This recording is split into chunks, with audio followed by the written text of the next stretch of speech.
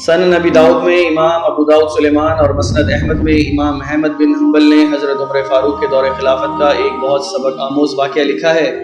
ایک دفعہ داماد مصطفیٰ حضرت علی رضی اللہ تعالیٰ عنہ مسجد نبوی کے قریب سے گزر رہے تھے۔ آپ دیکھتے ہیں کہ کچھ لوگ ایک حسین لڑکی کو گھسیٹتے ہوئے لے جا رہے ہیں، جبکہ وہ شور مچا رہی ہے کہ میں بے قصور ہوں، اللہ کا واسطہ ہے مجھے چھوڑ دو۔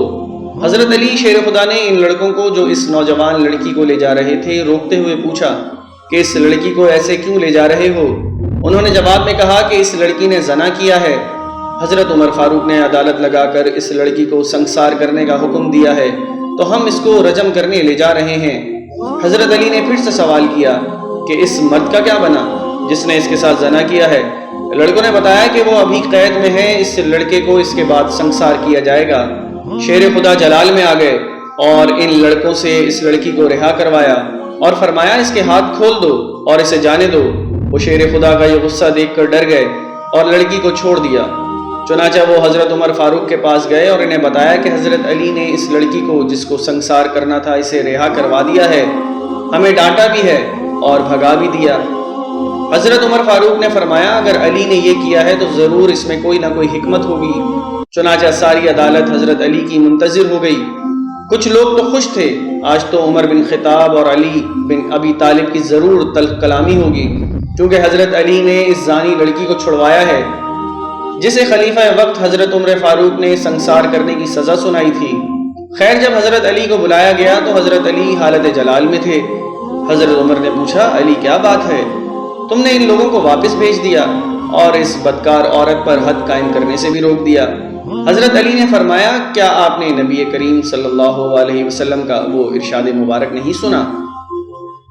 آپ صلی اللہ علیہ وسلم نے فرمایا تھا کہ 3 لوگوں کے اوپر سے قلم اٹھا لیا جاتا ہے، یعنی ان کے اعمال نہیں لکھے جاتے، یعنی وہ بے قصور ہوتے ہیں اور ان کے گناہ نہیں لکھے جاتے۔ ایک وہ کہ آدمی سو رہا ہو یہاں تک کہ وہ بیدار ہو جائے، دوسرا وہ کہ جو نابالغ ہو یہاں تک کہ وہ بالغ ہو جائے، اور تیسرا وہ جو ہوش میں نہ ہو یعنی دیوانہ ہو، پاگل ہو۔ حضرت عمر نے فرمایا ہاں میں نے یہ ارشاد سنا ہے۔ تو حضرت علی نے مسکراتے ہوئے کہا کہ اس عورت کو کبھی کبھی دیوانے پن کے دورے پڑتے ہیں اور یہ اپنا ہوش کھو بیٹھتی ہے، اور مجھے یقین ہے وہ شخص جس نے اس کے ساتھ زنا کیا ہے اس نے اس لڑکی کے دیوانے پن کا فائدہ اٹھایا ہوگا۔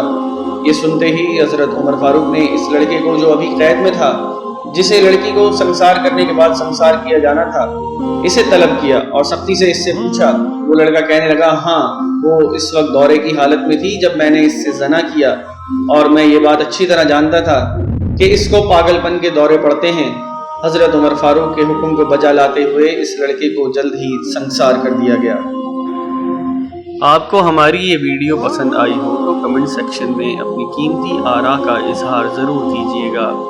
مزید ایسی ویڈیوز دیکھنے کے لیے ہمارا چینل ضرور سبسکرائب کیجیے اور ساتھ میں دیے گئے بیل آئیکن کا بٹن دبا کر نوٹیفیکیشن کو آل پر کر دیجیے تاکہ آنے والی مزید ویڈیوز آپ تک پہنچ سکیں۔ شکریہ۔